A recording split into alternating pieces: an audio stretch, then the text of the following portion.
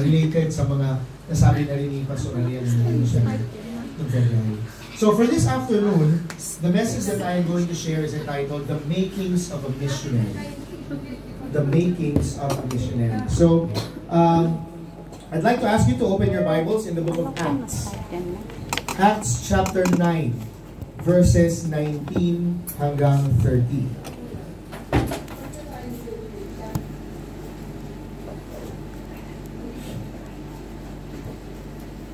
Acts chapter 9, verses 19 to 30.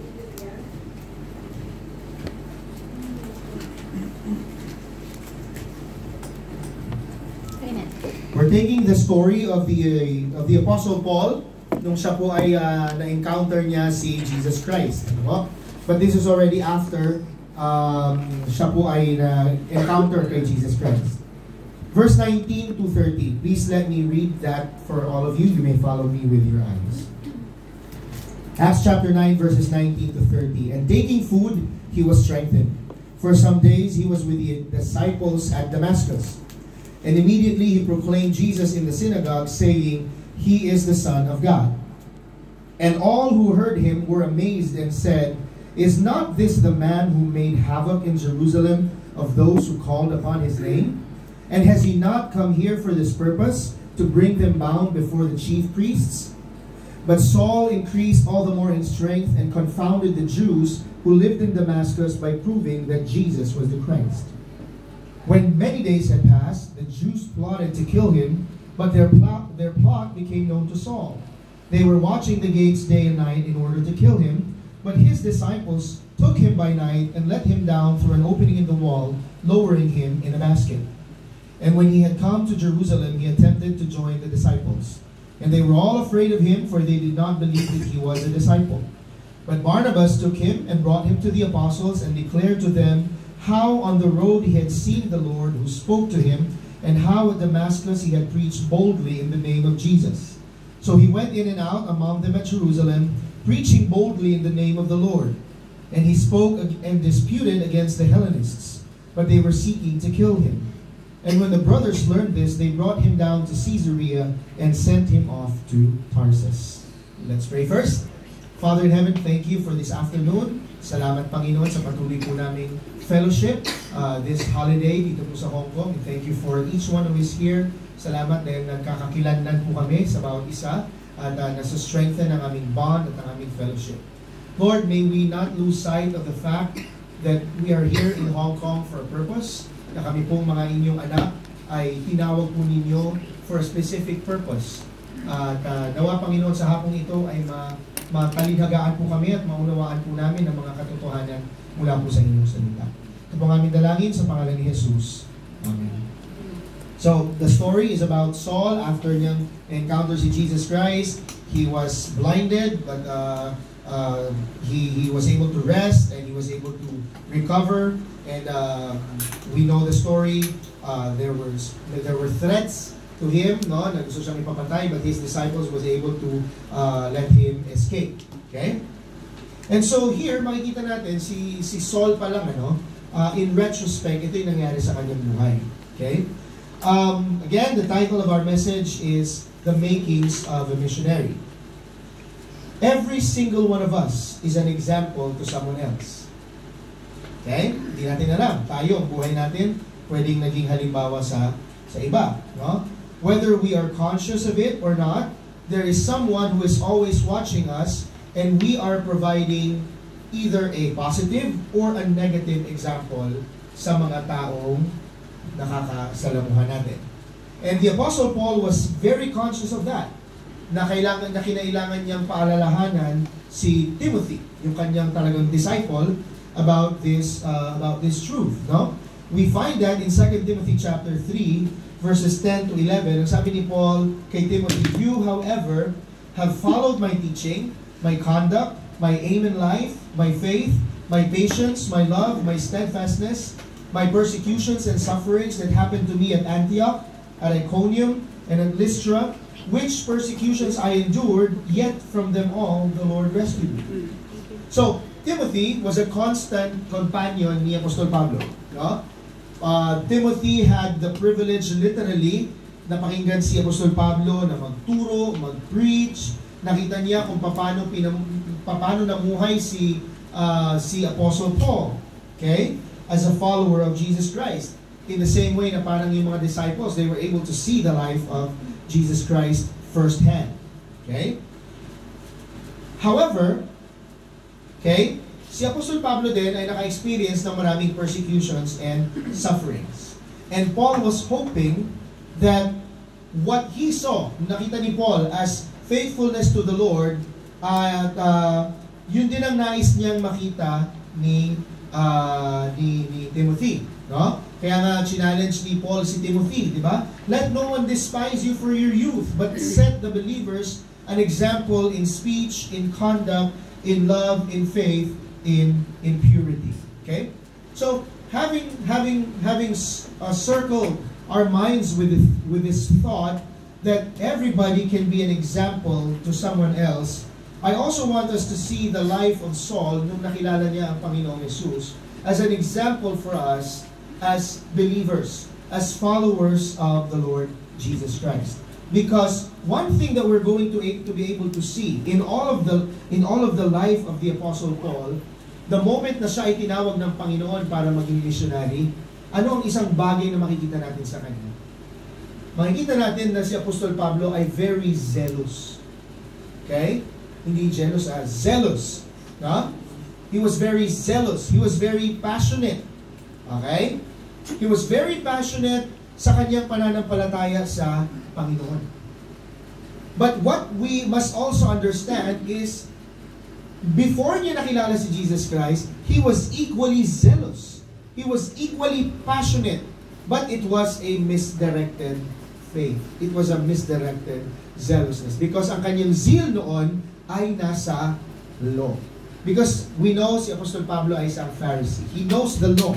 No? He was very rigid about the law. Kaya nga, naging instrumental din si Saul para sa pagpa-persecute ng mga Christians during the early times. Okay?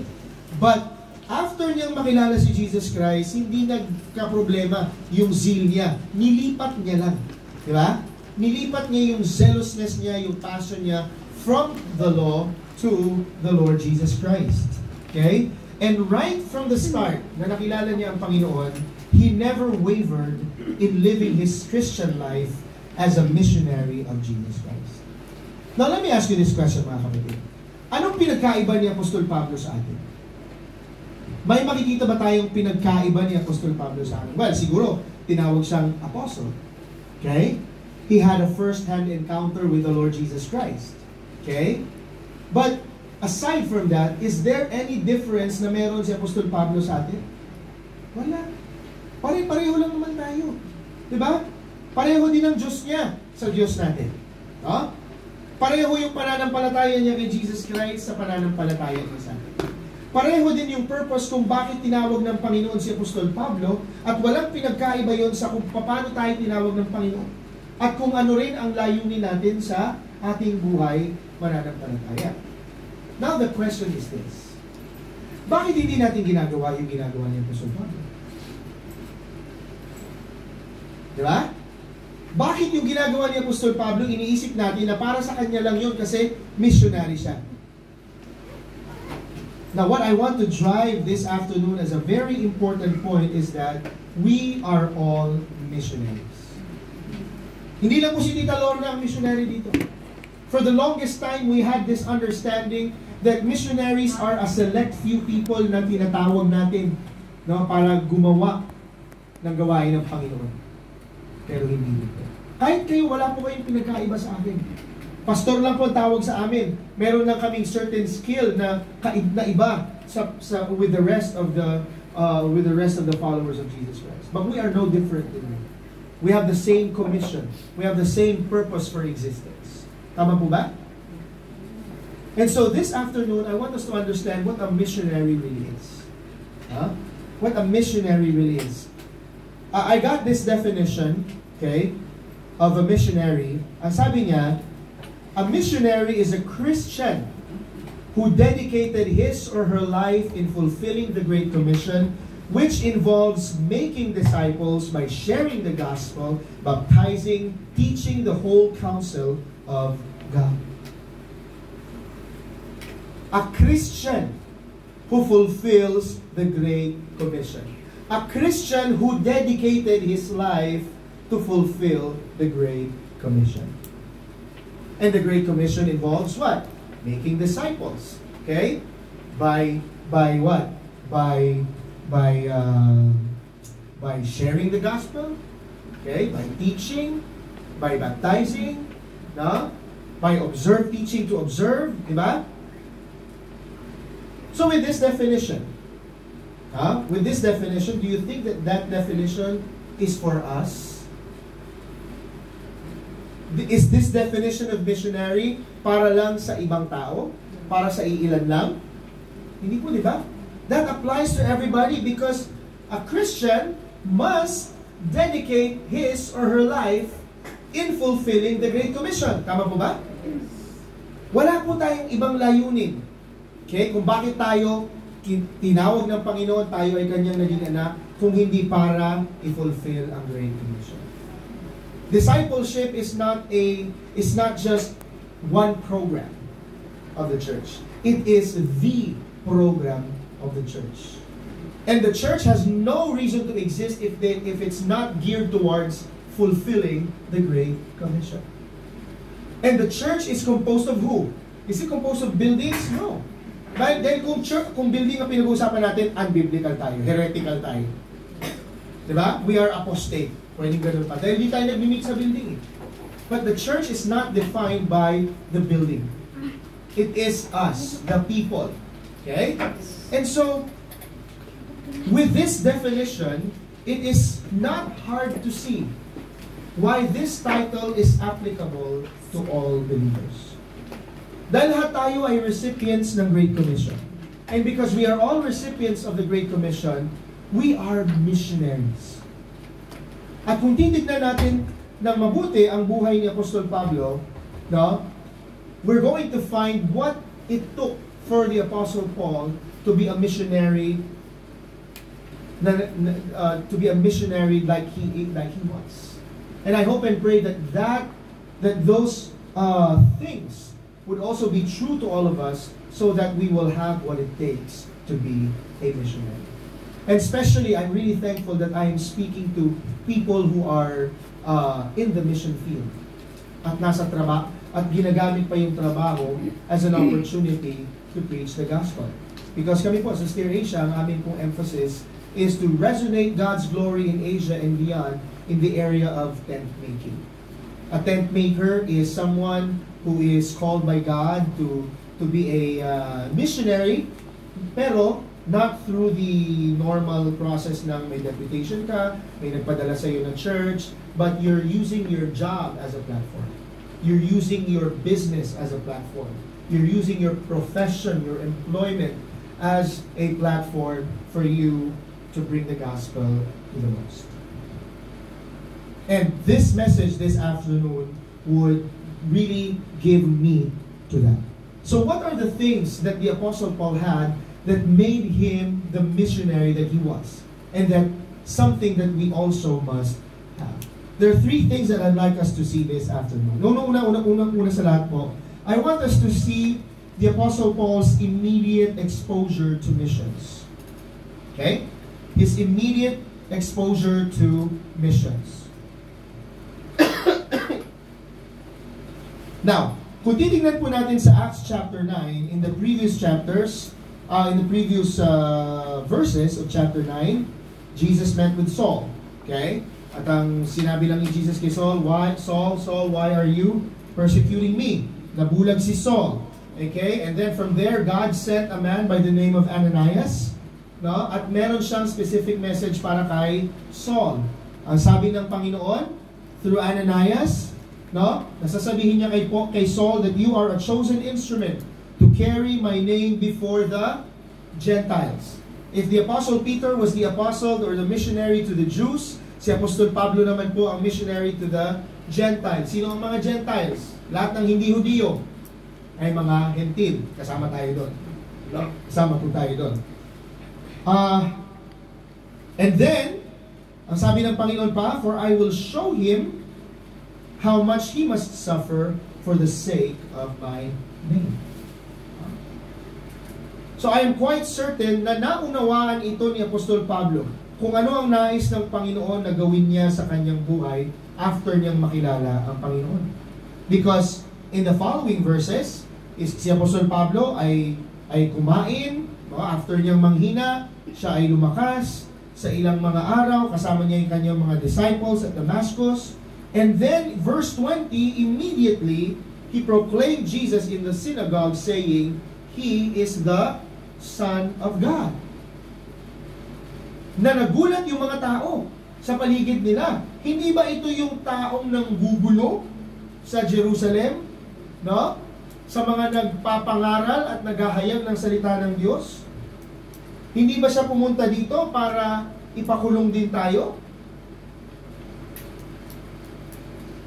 But in verse 22, we also find that Saul increased all the more in strength, and he confounded the Jews who lived in Damascus by proving that Jesus was the Christ. So dito sa verse na to, 19 to 22, makita natin yung drastic change or immediate change. The immediate transformation sa buhay ni Saul that it included yung lakas ng loob niya para i-proclaim si Jesus Christ to people who mattered to him the most. Of course, he was a Jew. He was a Pharisee. And one of his responsibilities as a Pharisee was to teach the law of Moses to the Jews. Yan ang tinuturo nila. They were passionate in teaching that. Kailangan ito lang ang sundin mo. No? Pero after siyang nakakilala kay Jesus Christ, he immediately recognized what his greatest influence was to people who looked up to him as their spiritual guide. At dahil sa kanyang reputasyon, yung mga tao ay namangha that he was now not just talking about or no longer talking about the law, but talking about Jesus. Mga kapatid sa Panginoon, mga mahal kong mga kapatid, paano po tayo? Who are the people that we need to witness to because of the influence that we have on them? Mga kapatid, this influence is a special gift from God, and it should not be wasted. In our context po, sa ating mga trabaho, karamihan po sa atin ay nagtatrabaho sa bahay. Po? Sino po ang direct influence po natin? Yung amo natin, di ba? Amo natin. Yung alaga natin. Ano? Yung alaga natin. No, I'm not speaking from experience because I have no experience of being like you. But, you are taking care of children, and, from the age of 4 to 14, these kids can be taught, and this is the best opportunity for them to have a biblical worldview. Ano po? May ginagawa po ba tayo para sa mga alaga nating bata? No? Kung yes, purihin po ang Panginoon. Because may impact po kayo sa buhay ng batang yun. Hindi natin alam. No? Yung iba naman ng mga kasama natin dito, may amo na walang anak. Diba? How do we impact them? How do we influence them? How do we show to them who Jesus Christ is sa pamamagitan ng iyong buhay? Tandaan po natin, mga kapatid sa Panginoon, for many of these relationships that we have, you might be the only witness that they have. In fact, you may be the only Bible that they will read. And how are they going to read the Bible? Through your life, through your testimony, through how you conduct yourself, how you treat your masters with respect. No, and in the context of what you're doing, the Bible has something to do with that. Diba? When Jesus and even the Apostle Paul had exhortations towards those who are slaves. This is the perfect opportunity for you sa payak na impluensya na meron ka na maipakita at maipamalas si Kristo sa kanila. Kaya nga po, mas kayo po ang nasa frontline kaysa kami. So, totoo lang. Dahil kayo po yung nasa mission field. Kayo po yung nakasabak talaga sa mundo. Kayo yung nakikipagsapalaran sa mundo. No? And you know what? You're not just OFWs or overseas Filipino workers. As Christians, this is what you want to become. Still an OFW. But what does that mean? An obedient Filipino witness. An obedient and a faithful Filipino witness. We need to be intentional in fulfilling this mission that God has given to us. In John chapter 1 verses 40 to 40, this is a very simple story kung paano nahanap ni Jesus Christ si Apostol Pedro. Okay? At dito, ang unang na-encounter ni Jesus Christ ay si Andrew, yung kapatid niya. Now, verse 40. Now, one who heard John speak and follow Jesus was Andrew. At nung nahanap ni Andrew, si Jesus Christ, hinanap niya yung kapatid niyang si Simon at sinabi niya na we have found the Messiah. At nung nakita na ni Jesus si Simon, pinalitan ng pangalan niya, ginawa niya, you shall be called Peter. Kilala natin si Peter, tama? Si Peter sa lahat ng mga 12 disciples, siya yung sikat. Siya yung pakitang gilas, di ba? Personalidad ni Peter yun eh. No? He is flamboyant, he is influential, his mouth is faster than his brain, di ba? Ganon siya, no? But do you think Jesus would have met Peter if it was not for Andrew? Andrew had a significant share in all of his accomplishments, si Peter, because he was the one who introduced Peter to Jesus. Kanina umaga kami po ni Tita Lorna ay nagkukwentuhan at nakwento niya sa akin kung paano siya na-challenge to be really engaged in missions, and it was through a pastor, no? Si Pastor Pio Tica, no? At nung nagkaroon siya ng opportunity to talk to Pastor Pio Tica, nung dito kayo sa mga kita no, di ba? All places, sinabi ni Tita Lorna kay Pastor Pio na through your message, I was challenged.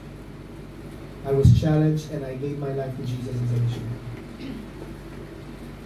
Si Pastor Pio Tica yung naging Andrew ni Tita Lorna.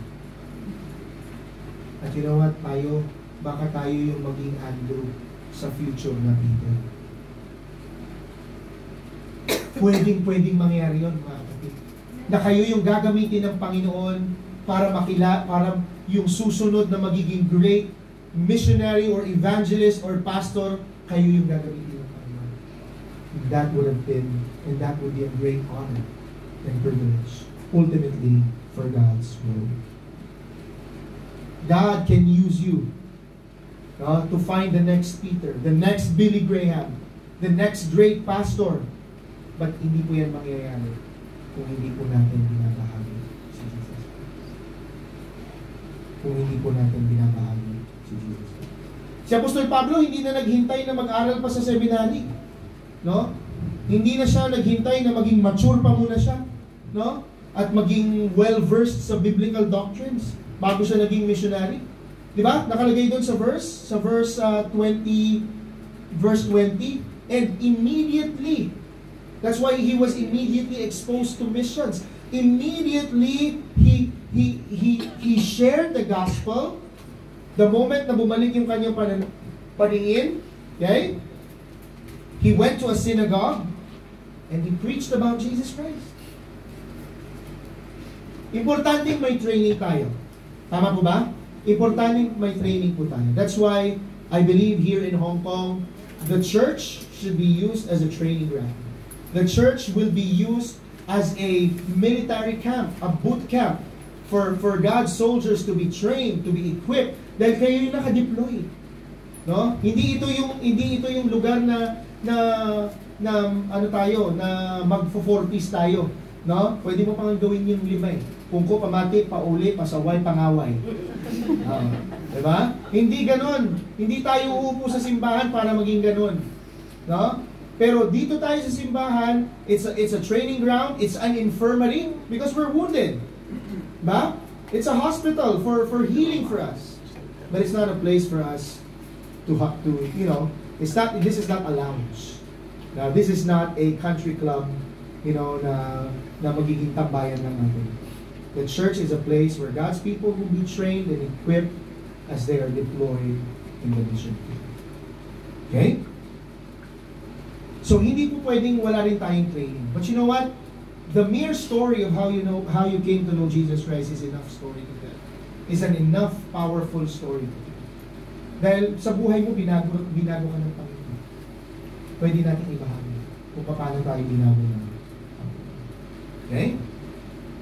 What was Paul saying in verse 22? Immediately, Saul was, kasi Paul pa siya ng time na yun, Saul pa siya ng time na yun, but he was proving that Jesus was the Christ. In verse 22, no? Paul understood that he has one single message, and that is to present Jesus as Christ. Because the Jews back then, they don't accept that. Hindi nila matanggap na si Jesus yung Messiah. Na ganito lang yung Messiah. No? Mapagpakumbaba, mahabaging lingkod ang magiging Messiah. Yung salitang prove there, no? What Saul was trying to do was that he was putting the pieces together, no? To strengthen the evidences to the claims that Jesus was Messiah. And you know what? Napakaganda ng training ni Apostle Pablo because he was what? He was a Pharisee. He understood the law better than anyone. And now that he came to know Jesus Christ, he can put it in a perspective that says that Jesus is better than anything. That's why I personally believe that the book of Hebrews, walang may nakasulat na author, hindi alam kung sino. This is my opinion. I'd like to believe that it was the Apostle Paul who wrote the book of Hebrews. Because of the comparisons between the law, Moses, the Old Covenant, to Jesus, but of course, that remains to be seen. Sa langit na lang natin malalaman talaga kung sino ang writer ng Hebrews. But the skills that Paul had, he used it to his advantage. Ginamit niya yung skill na meron siya para maibahagi ang mensahe ng gospel. So Paul had the makings of a missionary because of his immediate exposure to missions. Pangalawa, he had inspirational encouragers. He had a lot of inspirational encouragers. No? And the Lord has used people para i-encourage si Apostol Pablo, especially during the early stages of his missionary life. The first one is Ananias. The first person he encountered after niyang mabulag on his road to Damascus, si Ananias. No? What we know from him is that he was a disciple from Damascus. At inutusan siya ng Panginoon para mag-minister kay Saul. Ibalik yung kanyang paningin at ipapaunawa kay Saul kung anong plano ng Panginoon sa buhay niya. We don't hear a lot from him again, but Ananias had a significant impact sa buhay ni Saul. And they were just at the back end. And you know what? There are a lot of servants who faithfully fulfill their responsibilities, who minister on the background, and never get a lot of recognition. Maraming mga pastor na nagtatrabaho, nagpapagal sa mga maliliit na gawain. No? But they are faithfully making a difference in the lives of so many people. Kaya magpasalamat din talaga tayo sa Panginoon. Merong estudyante yung tatay ko dati nung papagraduate na siya. Actually, hindi pa sure kung papagraduate siya. No? Pero yung tatay ko kasi medyo ano din yun eh. Sa ilong ko pa dumul. So sabi niya sa estudyante niya, sige, papasa kita. Pero hindi ka magpapastor dito sa syudad. Doon ka lang sa bundok magpapastor. Hindi ka magpapastor dito sa syudad. Tuwing nagkikita kami ng pastor na yon, kasi daddy ko namatay na eh. No? Pastor, sa bundok pa rin ako hanggang ngayon. Kasi sabi ng tatay ko, huwag kang bumaba dito eh. Baka kalabitin ako nun. Di ba? But you see, the point is, the Lord is going to use us in so many ways. Eh, hindi natin alam. Diba? Ako, hindi mo ako mapapatrabaho sa bundok. No? Pero may tinatawag at gagamitin ng Panginoon. So don't think na hindi ka pwedeng gamitin ng Panginoon. Kayo, pwede kayo gamitin ng Panginoon. Lalo na nasaan kayo. Amen. And the Lord is going to use people to encourage you. Just like Paul had an experience with Ananias. There were also believers who rescued Saul. Diba? Nung gusto siyang ipapatay, diba? Nung naalala ko yun sa mga children's classes, yung picture na si Saul ay binababa sa basket. He was being rescued from Damascus. Ginamit sila ng Panginoon para tulungan si Apostol Pablo. And I would remember one story nung ang aking lolo ay nagsimula bilang isang missionary. My lolo was the first missionary by Pabwe, our very first mission agency under our umbrella, na pumunta sa ibang bansa. They had nothing. They had no people na kakilala na makukunik doon, na tawag na man of peace. Wala silang man of peace doon. No? Wala silang man of peace doon. They were able to raise 70 or 60% of their support, pero hindi na nila hinintay pa na mag 100%. They went there already. They went there already with faith. But when they got there, the Lord used people. The Lord used people in the most unusual of ways. The first person to welcome them there and gave them a place is a prostitute who helped them find a place. Diba? God uses the most unusual of circumstances. And you know what? Sa ating paglilingkod din sa Panginoon bilang missionaries, gagamit din ng Panginoon ng mga pagkakataon. Yung pwedeng sabihin, ay, prostitute ka, hindi mo ako pwedeng tulungan, missionary ako. No. Elijah was fed by ravens. The most unusual way. Barnabas. If you follow the passage, no? Pag alis ni Saul sa Damascus, pagbalik niya sa Jerusalem, the disciples or the apostles, no? Including Peter, the rest of the apostles, were having second thoughts about welcoming Saul. No? Baka kunwari lang to. No? Hindi natin talaga alam. May hesitant sila. And you have to understand. No? Si Saul was known for persecuting Christians. And suddenly he becomes what? There will be hesitations. But in verse 27, we will find there that it was Barnabas who stood with him, who vouched for him sa mga apostles. And this paved the way for the leaders and the members of the church to eventually accept the apostle. Paul needed a Barnabas for him to be in fellowship with the rest of the apostles. He needed that Barnabas. And you know what? Sa buhay din po natin, I'm sure nakaranas na tayo ng maraming taong ginamit ng Panginoon para i-encourage tayo. Tama po ba? I mean, just by being here every weekend, for you coming to church every weekend, no? This is already an encouragement for you. This is an encouragement that you have a family, being part of your respective local churches. Okay? But we also need to be an encourager also. No? Hindi lang tayo yung nag-i-encourage or tayo yung ini-encourage, dapat tayo na-encourage din tayo. Because if it were not for these people who ministered to Saul during those very critical times, nung siya ay nagsisimula pa lamang sa gawain na pinagkatiwala sa kanya ng Panginoon, there would have been no Apostle Paul. Of course, all of them were just instruments by God. But we cannot underestimate their value because it is a fact that they played some significant parts in bringing Saul to his future place in ministry. So let us be aware of these people. Let's be mindful and let's appreciate these people na gagamitin ng Panginoon sa atin as we journey towards our missionary calling. And finally, we will find here that Paul had an intimate equipping in missions.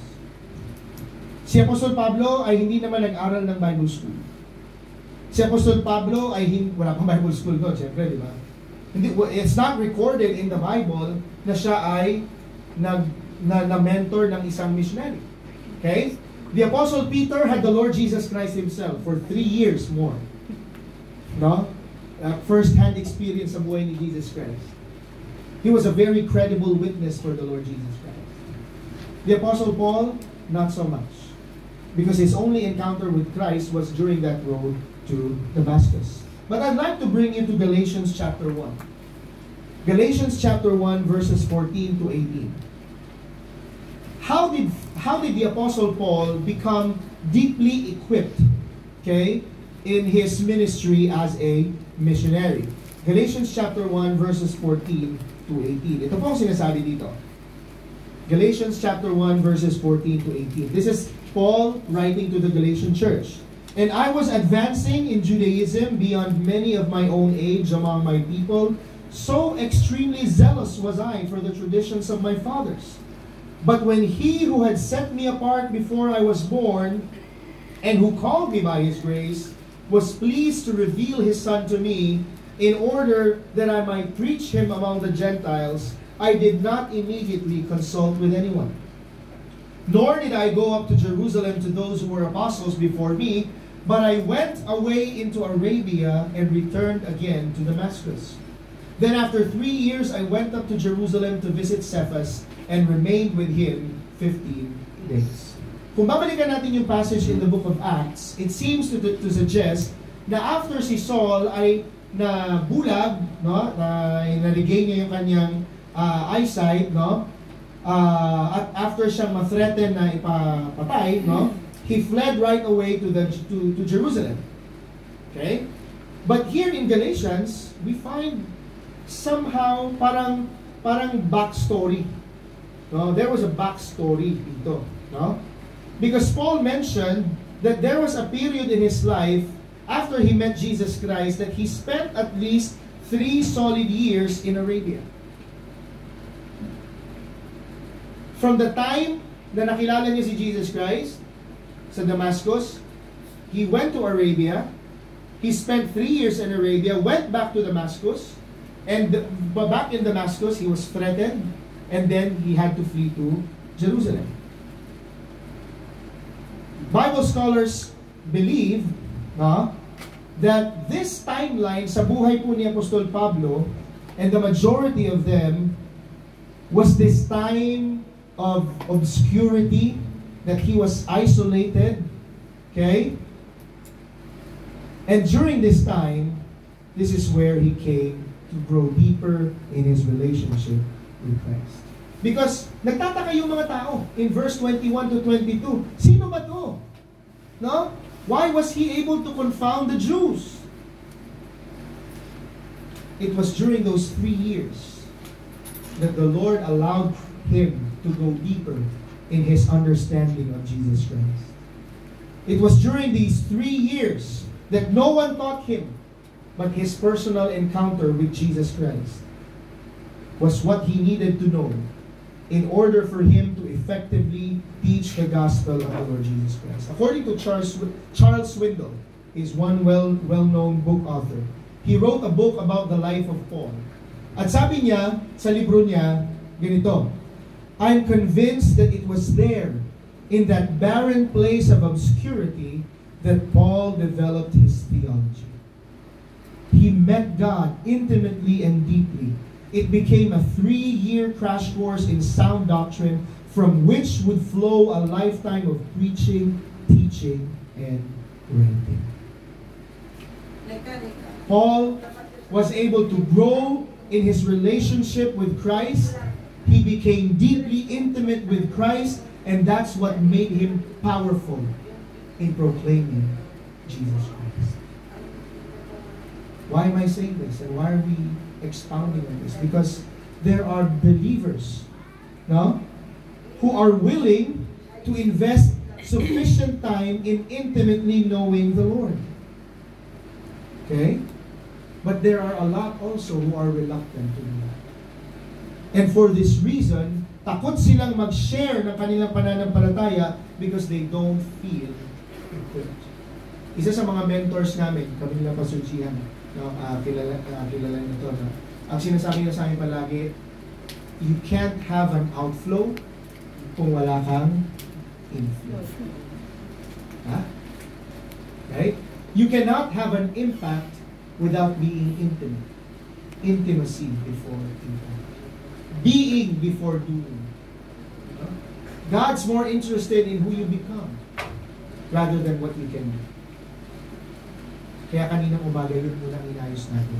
Yun muna yung binigyan natin ng pansin. Yung relationship natin sa Panginoon. Because we can't be effective as a missionary, as a follower of Jesus Christ, kung hindi tayo maayos sa ating relationships natin. And so, basic lang. Huwag na natin pahirapan. Read your Bible, pray every day. Read your Bible, pray every day. No? Ano pa? Read your Bible, pray every day. Kung wala na kayong maisip pang iba, read your Bible, pray every day. Kung pagod na kayo, read your Bible, pray every day. Amen. At sa oras ng kaligayahan, at sa oras ng pag-rejoice, read your Bible, pray. Amen. Because those are the only ways where we are going to deeply become intimate with Christ. What you do, what you do is not going to matter if you are not deeply rooted in your relationship. That's why I want to continually challenge all of us to go deeper in our knowledge of God. Paul said to the Philippian church in Philippians chapter 1 verse 9, "It is my desire that your love for God may abound more and more, so that you may gain knowledge and discernment." And I believe personally that for us to know to be guided in our decision making din sa buhay natin, minsan kaya sabog-sabog tayo mag-decision sa buhay, hindi tayo rooted sa Panginoon. Hindi tayo nag-a-abound sa pag-ibig natin sa Diyos. And how do we abound in our love for God? Read your Bible, pray. In Philippians chapter 3, verses 7 to 8, no? Si Apostol Pablo pa, no? Ang dami niyang experiences, ang dami niyang nagawa, pero ang dami ring beses niya ring pinahalagahan sa mga liham niya sa mga simbahan, the importance of intimacy with God. To the point, nasabi ni Paul in Philippians 3, "But whatever gain I had, I counted as loss for the sake of Christ. Indeed, I count everything as loss because of the surpassing worth of knowing Christ Jesus my Lord. For His sake I have suffered the loss of all things and count them as rubbish or trash or garbage."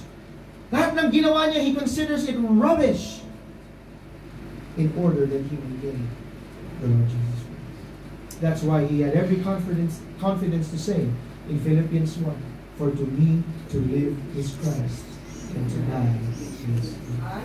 He was in a no-lose situation. He was in a win-win situation. Whether he lives or dies, he knows he's in a win-win situation, all because of his growth, all of his maturity, and all of his deep intimacy with Christ. So mga kapatid sa Panginoon, since our main task is sharing Christ, is there any other task? May iba pa ba? That is our main task.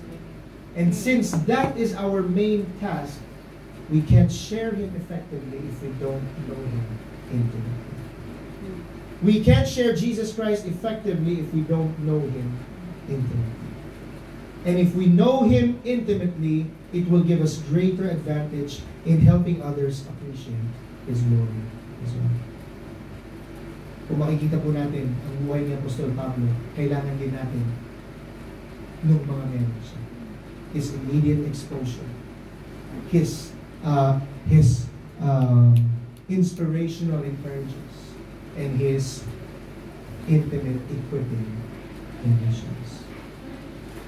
Naalala ko sa Bible school dati, ang tingin natin sa mga missionaries parang mga SAF, parang mga SWAT, parang mga Marines, Special Elite Forces, with a highly specialized skill set.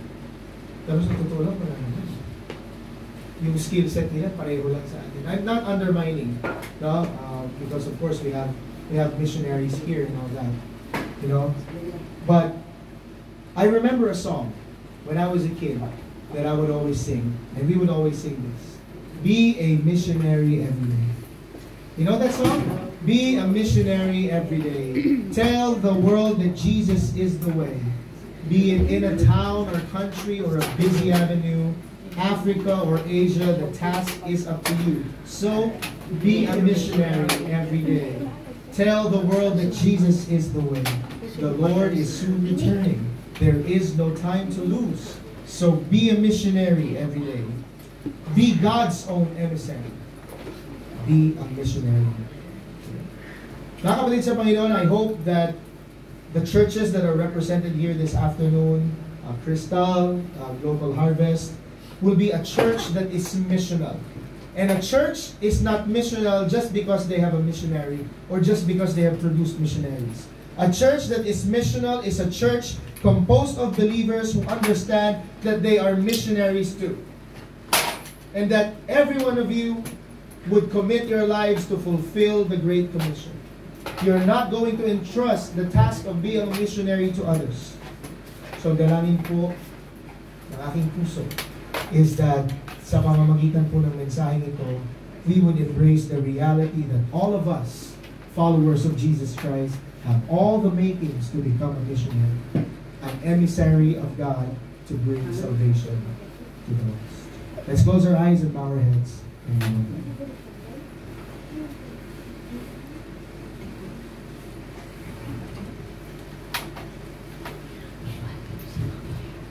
Habang tayo po'y nakapikit, again, ang hamon na yun ay para sa iyo at sa akin. Nawa, naramdaman mo. Nawa, mayroong kirot sa puso mo. Naririnig mo ang boses ng Diyos through His man, calling your name, to be that missionary, that messenger of grace here in Hong Kong or kung saan ka man datuhin ng Panginoon. Let me read again that song na binanggit po ni Pastor Spencer.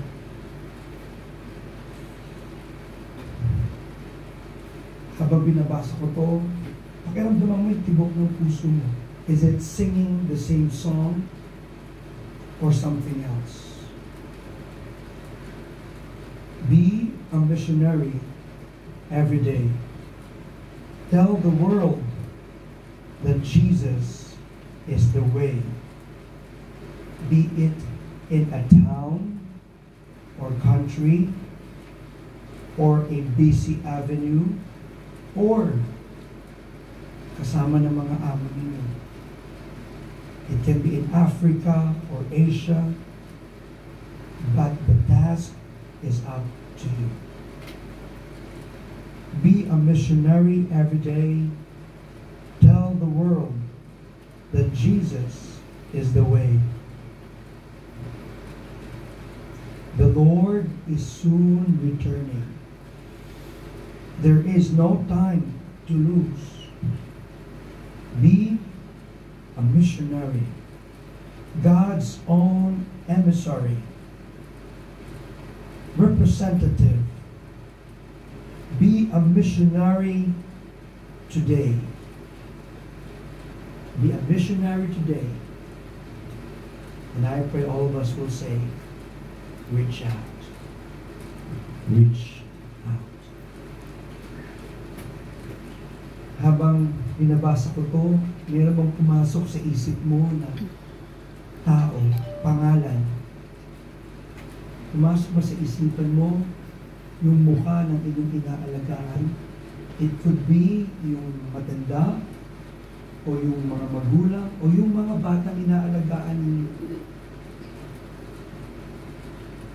Nasimulan na ba natin i-introduce si Jesus sa kanila? Nabanggit ni Pastor Spencer kanina na you spend time with yung mga inaalagaan ninyo. Napakalaking oras ang meron ka with them compared sa atin na magkakasama dito sa hall. Naliwanag ba yun kapatid? Napakalaki ng oras na ginugugol mo, the time spent with those na kasama mo sa kwarto, sa bahay. Would you be the mouthpiece of Jesus, of God's salvation to them?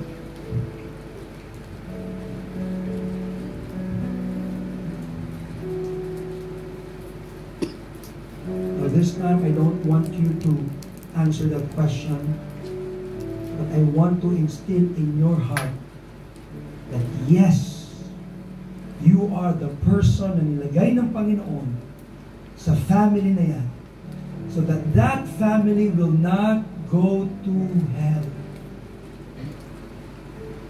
That child, kasama mo, sinusundo mo. That child, yung batang yan, ay hindi mapunta doon sa impyerno.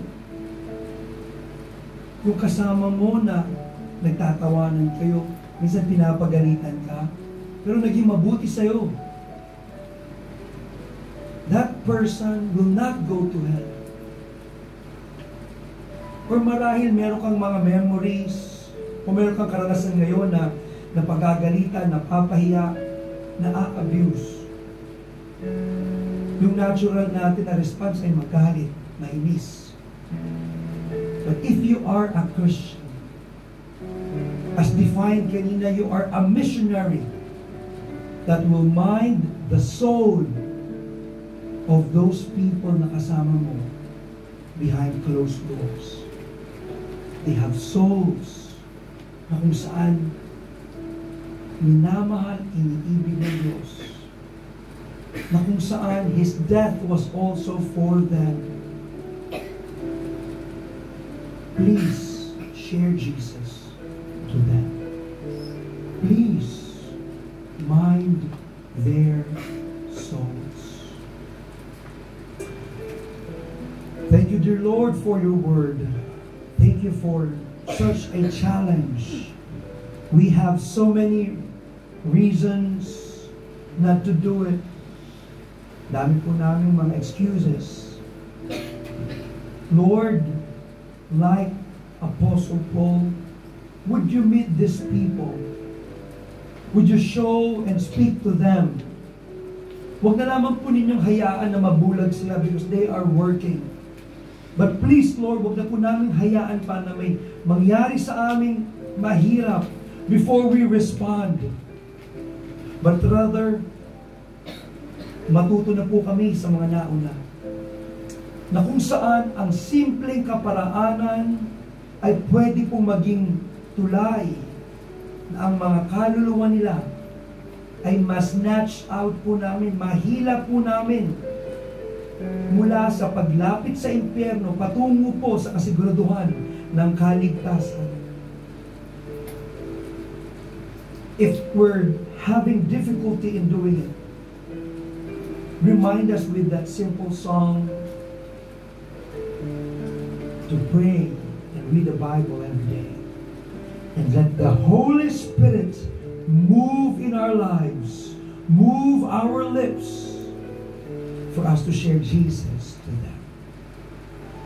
Even, O God, sa aming mga kapwa na mga OFWs, whether a domestic helper or not, kung nasaan man po sila nag-work dito, may we use every weekends, every holidays, every off days, na kung saan, when we look at them in their eyes, malaman po namin that that is our engagement